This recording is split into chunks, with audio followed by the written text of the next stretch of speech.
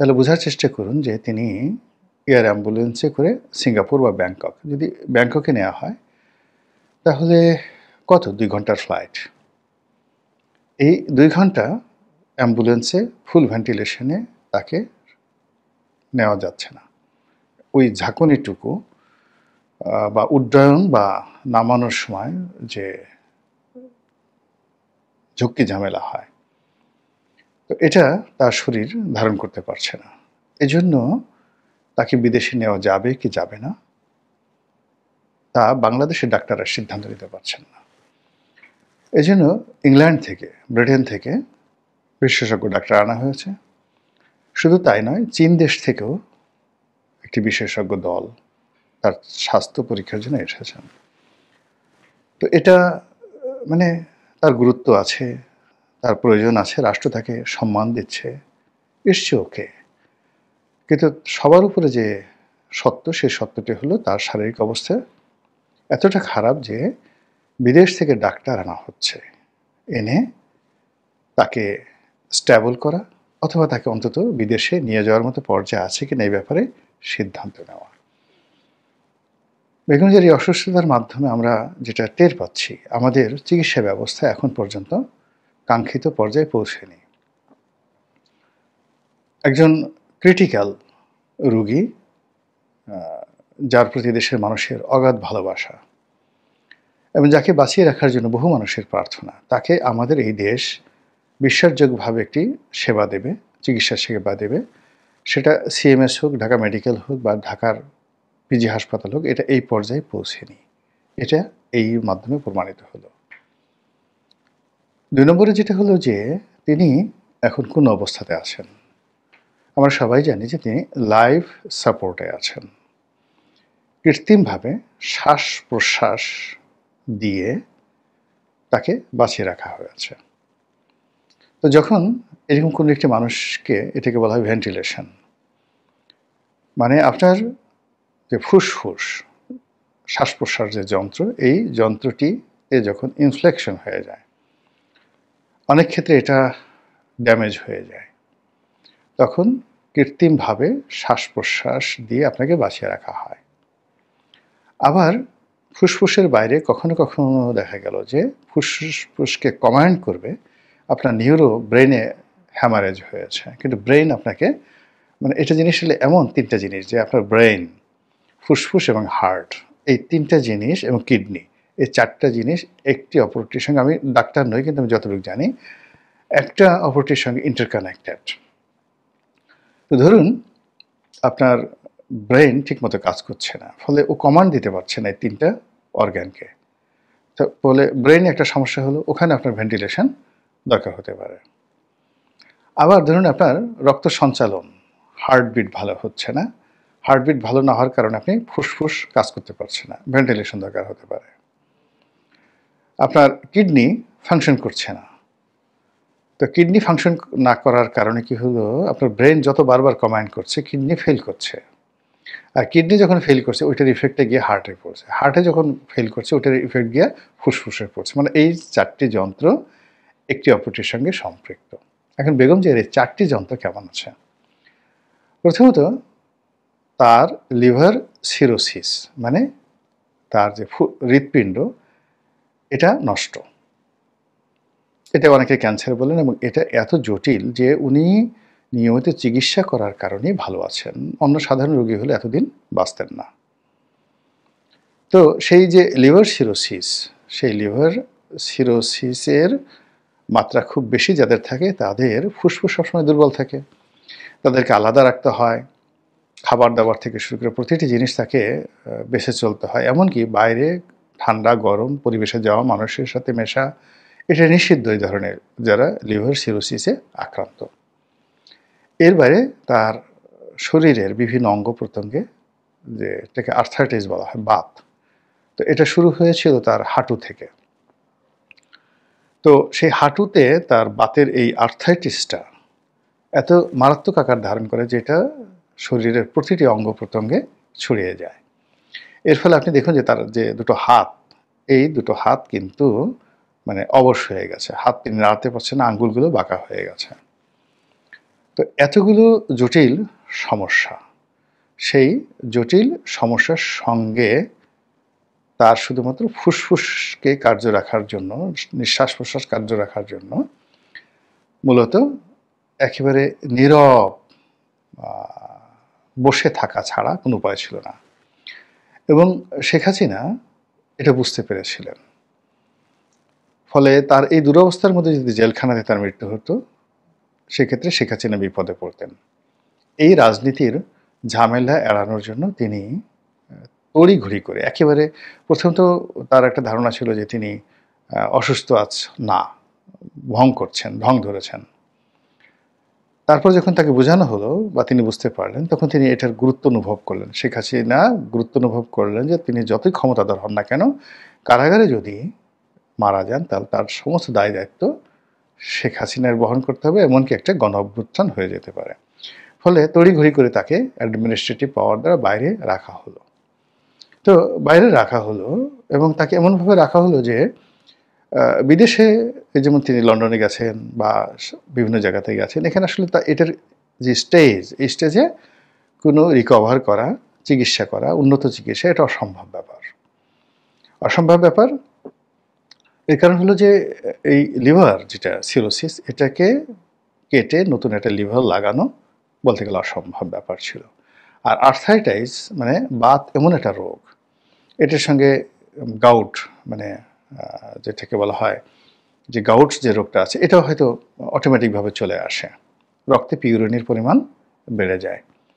তো সেই গাউট ওনার আছে, আর্থাইটিস আছে, ফলে কি হলো, রক্তে পিউরিন মানে প্রোটিনের পরিমাণ অটোমেটিকভাবে মারাত্মকভাবে বেশি। তো এই ধরনের রোগী যারা আছে তাদের খাদ্যাভ্যাস এবং রেস্টে থাকা, এটি হলো প্রধান চিকিৎসা, আর এর বাইরে কোনো মেডিকেল ট্রিটমেন্ট নেই। তো এটা বেগম জিয়া বুঝতেন, বোঝার কারণে কি করলেন, তিনি মুক্ত হওয়ার পরেও কিন্তু অফিসে যাননি, দেখা সাক্ষাৎ করেননি, কিন্তু তার নেতাকর্মীরা আসলে, তিনি ছাড়া তো বিএনপির এরকম বড় কোনো অ্যাসেট নেই, ইমেজ নেই, হিস্ট্রি নেই, কাজেই তাকে ব্যবহার করার চেষ্টা করা হয়েছে, তার সঙ্গে দেখা করার চেষ্টা করা হয়েছে, কিন্তু তিনি আসতে পারেননি, নিতান্ত আসতে পারেননি, তার মধ্যে সেই এনার্জিটাই ছিল না। দ্বিতীয়ত সরকারও কিন্তু এখানে একটু কড়াকড়ি আরোপ করেছিল তখন, আওয়ামী লীগ সরকার, যেন মানে বেগম জিয়া অ্যাটলিস্ট বাকি যে জীবনটুকু আছে সেই জীবনটুকু তিনি মানে অনায়াসে কাটাতে পারেন। তো সেই জায়গা থেকে গত 14 মাসে তাকে প্রথমে কী করলো, এয়ার অ্যাম্বুলেন্স করে ইংল্যান্ডে নেওয়া হলো, চিকিৎসার নাম করে ঘুরে ফিরে আনানো হলো। এটা একটা আবেগ ছিল, সেন্টিমেন্ট ছিল, কিন্তু এটা যে দরকার ছিল না, এটা প্রয়োজন ছিল না তার জন্য, এটা বুঝতে পারিনি। ফলে তার যে এই যে লন্ডন গমন, যাতায়াতে আসা যাওয়াতে তার আসলে অনেক ক্ষতি হয়েছে, কোনো লাভ হয়নি। বিকজ এই যে তার যে মেডিকেল রিপোর্ট, ডকুমেন্ট যা কিছু আছে, তিনি এখন আসলে ট্রিটমেন্টের, মানে উনি জেলখানাতে যাওয়ার পর থেকেই তার অসুস্থতাটা, লিভার সিরোসিসটা তো জেলে যাওয়ার আগের থেকেই ছিল। তো সেই লিভার সিরোসিস, তার সঙ্গে সঙ্গে তার আর্থাইটিস তার, তিনি যখন প্রধানমন্ত্রী ছিলেন তখনই তার এই হাঁটুতে ব্যথা ছিল। এটা তো আজকের রোগ নয়। তো এই রোগের যে চিকিৎসা, সেই চিকিৎসাটা নেওয়ার জন্য বিদেশে যাওয়াটা যে জরুরি ছিল না, এটা এখন যে কোনো লোক বুঝতে পারে।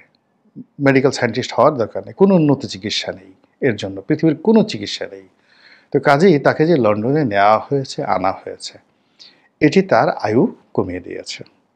এবং আসার পরে মানে আগে যতটুকু তার প্রাণবন্ততা ছিল, তার চেয়ে তিনি আরও বলতে গেলে নির্জীব হয়ে পড়েছেন। থার্ডলি, তাকে এই যে সর্বশেষ সশস্ত্র বাহিনী দিবসে কে নিয়েছেন?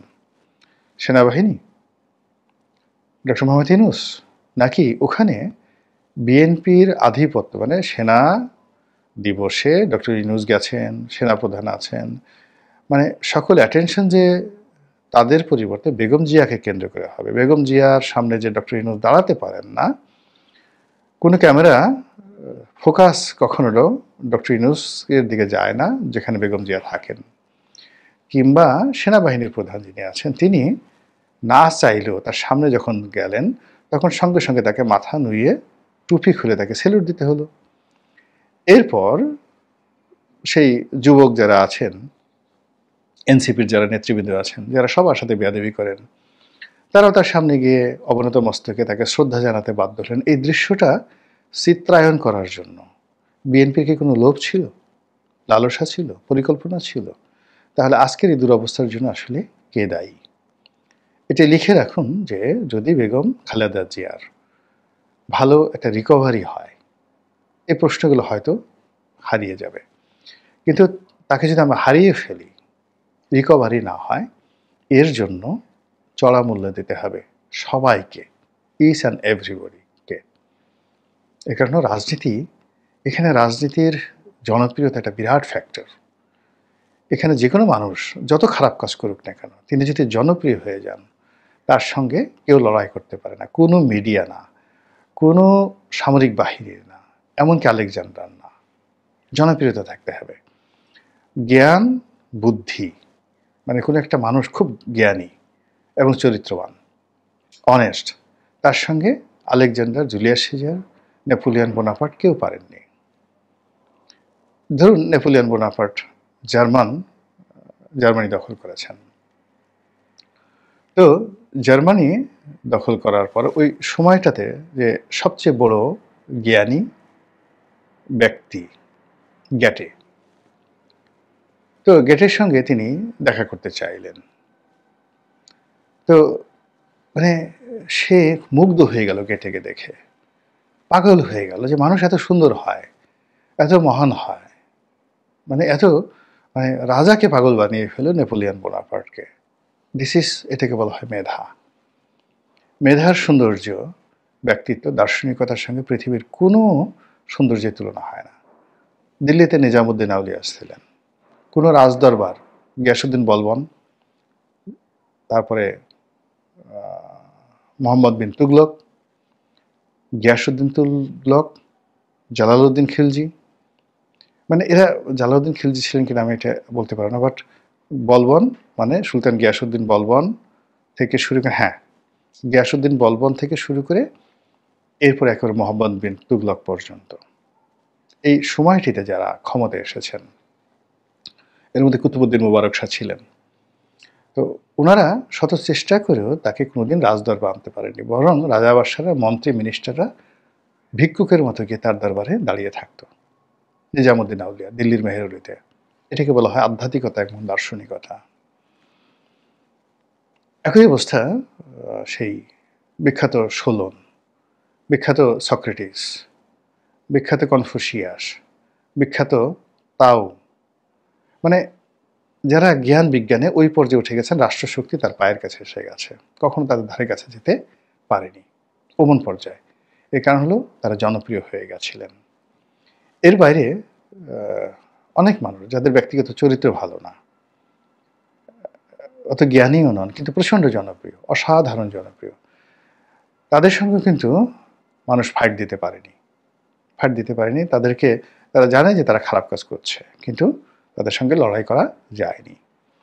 তো সেই অর্থে আপনি বাংলাদেশের বৃহত্তম রাজনৈতিক দলের প্রধান, অসম্ভব জনপ্রিয়, ক্ষমতাধর, এবং তার এদেশের রাজনীতিতে অনেকগুলো লিগেসি রয়েছে। সেই লিগেসির